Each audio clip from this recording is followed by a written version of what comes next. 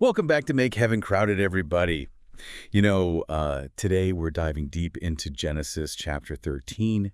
Go ahead and grab that coffee, tea, whatever you got, and get ready to dive into the Word. We're going to be unpacking each verse, the meaning, the significance. Now, you might think, oh, I know the story of Abraham and Lot, but I think there's some layers to this chapter that make it a lot more than just a history lesson. Oh, absolutely. So many practical takeaways about faith and choices and God's faithfulness are woven throughout this story. Okay, so let's jump in. Chapter opens with Abram, who later becomes Abraham, obviously. Mhm. He's returning to Canaan from Egypt.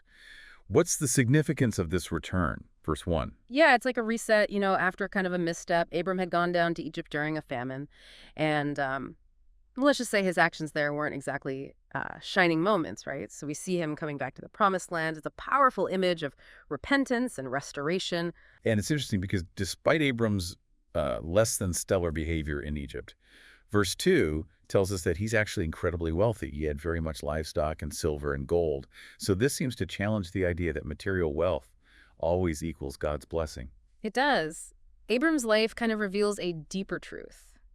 True wealth lies in our relationship with God, not in the abundance of possessions. I mean, those things can be blessings, but they can also be major distractions. Right.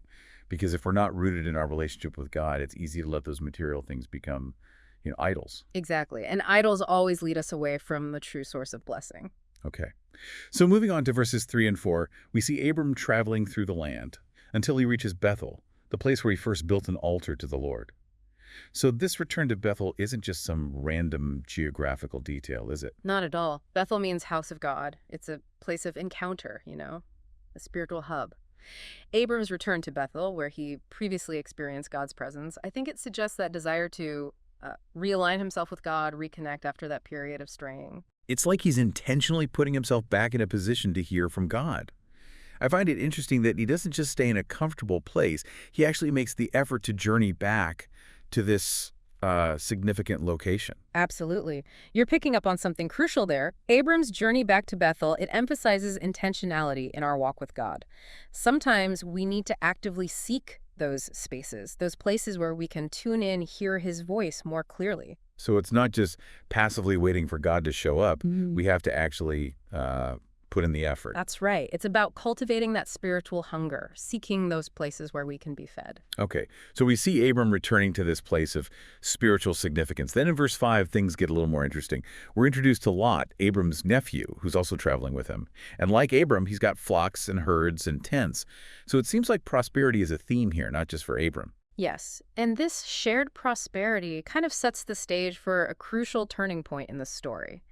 It's a test, revealing the pitfalls of wealth and the importance of wise choices when we're blessed with abundance. Because as we know, money and possessions can sometimes create more problems than they solve. Absolutely. Sources of conflict, envy, division even. Yeah. And that's exactly what we see unfolding in the next few verses. Right, because verse 6 says, "The land was not able to bear them, that they might dwell together, for their substance was great, so that they could not dwell together."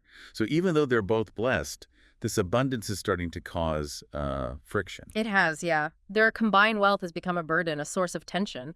It's a reminder that even good things, if they're not managed well, they can lead to difficulties. Yeah. And this tension, it spills over into a full-blown conflict in verse 7. "And there was strife between the herdmen of Abram's cattle and the herdmen of Lot's cattle." This feels pretty relatable. Conflict over resources even among those who are supposed to be close. It's a tale as old as time. It is. And notice it's not Abram and Lot themselves butting heads. It's their herdsmen. It highlights how easily disputes can arise, even indirectly when resources are limited or there's competition for, the best grazing lands. Okay. So how does this conflict actually play out? Does it escalate? Does it create a rift between Abram and Lot? Well, that's where things get really interesting, and we'll dive into that in the next part of our deep dive. So before the break, we were talking about that tension, between Abram and Lot's herdsmen. How did things go from there? Well, verse 8 reveals a pivotal moment. Abram, instead of escalating the conflict, he steps up with this incredible act of humility and wisdom.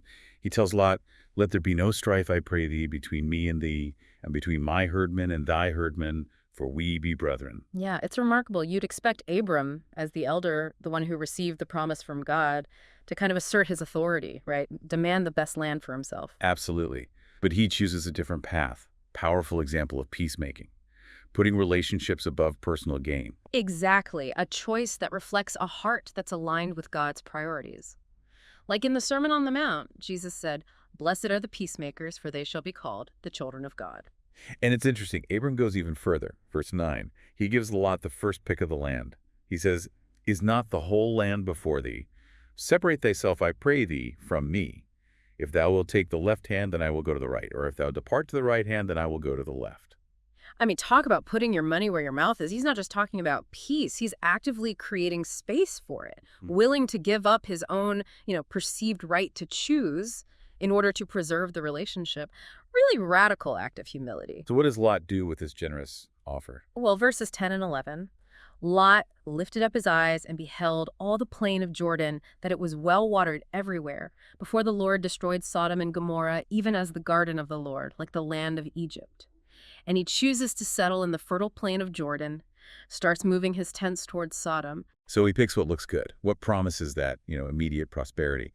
But there's this, shadow lurking over this idyllic choice, right? Yeah, the text kind of hints at the danger ahead. It mentions that the plain was well water everywhere before the Lord destroyed Sodom and Gomorrah, almost like that foreshadowing, suggesting Lot's focus on the immediate beauty, the fertility, kind of blinded him to the wickedness that was already there. So he's choosing with his eyes instead of his faith, prioritizing what he can see over trusting in God's guidance. It's a common human tendency. We get swayed by what looks good, even if it might lead us down a dangerous path. Well, Abram prioritizes peace and trust in God. Lot's drawn to that allure of worldly success. Right. And this contrast, it highlights the importance of discerning what's truly valuable and what's just, tempting. Now, in verses 12 and 13, the text gets really clear about the darkness of Lot's choice. It says, "Abram dwelled in the land of Canaan, and Lot dwelled in the cities of the plain, and pitched his tent toward Sodom. But the men of Sodom were wicked and sinners before the Lord exceedingly." And that's where we see the consequences of Lot's short-sighted choice. He's drawn into the orbit of a city known for its wickedness, rebellion against God. It's not just that he's living near Sodom. He says he pitched his tent toward Sodom. Like he's intentionally moving closer to the very thing that represents everything contrary to God's ways. It's that slippery slope, right? First, he's looking toward it, then he's moving near it. Eventually, he's going to become fully immersed in that corrupt culture. So what can we learn from Lot's choices as Yeah. we navigate our own lives and the allure of that worldly success? That's a great question, something to think about. And we'll continue exploring this as we unpack the rest of Genesis chapter 13. Lot chose that fertile land, but near Sodom, a place known for, wickedness. Makes you think, how often do we go for what looks good without thinking about the spiritual consequences? Right. I mean, it's so easy to get drawn to those things that are appealing, the things that promise, instant satisfaction. But this story, it reminds us to look past the surface. Think about those long-term effects of the choices we make. Absolutely. What might seem good now might actually lead us away from what God really wants for us. It's like we need that spiritual radar, I guess you could say, a way to tell the difference between what's good, what's just a trap. It is, yeah. And that spiritual radar, it comes from spending time with God, knowing his heart, his ways. When we immerse ourselves in his word, when we seek his guidance, that's how we learn to make those choices that really align with what he wants. Okay, so moving on in the chapter, we see such a stark contrast between what Lot's doing and what God does for Abram. What happens next? Well, while Lot's getting settled near Sodom, God appears to Abram. Verse 14, he says, "Lift up now thine eyes and look from the place where thou art northward and southward and eastward and westward." Oh, interesting. Earlier, it was Lot lifting up his eyes and making his choice based on what he saw. Now it's God telling Abram to lift up his eyes, but God's the one directing his gaze. You got it. See, Lot chose from his limited view, focused on what he could get right away. But Abram, he's invited to see through God's eyes. And that's a perspective that includes not just what is now, but the future. A perspective rooted in promise. Like God saying, hey, don't limit yourself to what you can see right now. I've got so much more for you. Exactly. And then in verse 15, God repeats his promise. "For all the land which thou seest, to thee will I give it, and to thy seed forever." And this land, it's not just dirt and rocks. It's about God's faithfulness, his commitment to blessing Abram and his descendants. And it goes deeper, right? It's pointing to something even bigger than just physical land. It does. The land becomes a symbol of God's blessing, our inheritance. And ultimately, it points to what we have in Christ. Through him, we become heirs to those spiritual blessings promised to Abraham. So we might not be walking around in Canaan, but we can still claim that inheritance. That's it. It's such a beautiful picture of how God's promises, they go beyond time and place. They reach everyone who's in Christ. So God reaffirms his promise, and then in verse 16 he says, "And I will make thy seed as the dust of the earth, so that if a man can number the dust of the earth, then shall thy seed also be numbered." Pretty bold statement. Bold, for sure. A promise of incredible growth, a legacy that'll be countless, like grains of sand on the beach. And this promise, like the land, it has two ways of coming true. What do you mean? Well, literally, it happens through Abram's family, the nation of Israel. But there's a spiritual side, too. The church, all those who believe in Jesus, become part of Abraham's spiritual family, sharing in the blessings. So it's both physical and spiritual. God's plan is so much bigger than we can wrap our heads around. Right. And in verse 17, God tells Abram, "Arise, walk through the land in the length of it and in the breadth of it, for I will give it unto thee." It's like he's saying, go ahead, explore it. It's yours. Yeah, it's that invitation to experience the promise, to walk in faith, embrace all that God has planned. So how does Abram respond? Well, verse 18, Abram gets moving. Then Abram removed his tent and came and dwelt in the plain of Mamre, which is in Hebron, and built there an altar unto the Lord. He doesn't rush to build a city or anything. First thing he does, worship. He builds that altar, that place of connection with the Lord. That shows where his heart is. He knows true security and blessing come from his relationship with God.